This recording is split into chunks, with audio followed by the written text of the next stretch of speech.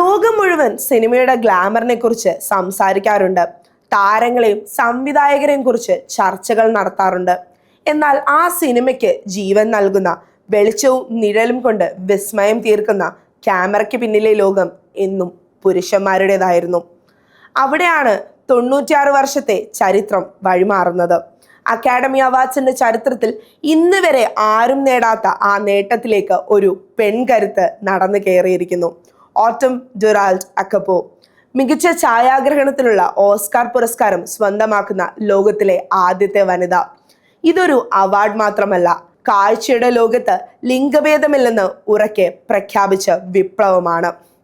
പതിറ്റാണ്ടുകളായി അടഞ്ഞുകിടന്ന വാതിലുകൾക്ക് മുമ്പിൽ തൻ്റെതായ വെളിച്ചം കൊണ്ട് അവർ ഒരു പുതിയ വഴി വെട്ടിത്തെളിച്ചിരിക്കുന്നു. ക്യാമറ കയ്യിലെടുക്കാൻ ആഗ്രഹിക്കുന്ന ഓരോ പെൺകുട്ടിക്കും ഇതൊരു വലിയ സ്വപ്നത്തിന്റെ തുടക്കമാണ്. കാഴ്ചകൾക്ക് പുതിയ നിറം നൽകിയ, സിനിമയുടെ ഫ്രെയിമുകളെ മാറ്റിമറിച്ച ഓട്ടം ഡുറാൾഡ് അക്കപ്പോയ്ക്ക് ഒരു ബിഗ് സല്യൂട്ട്.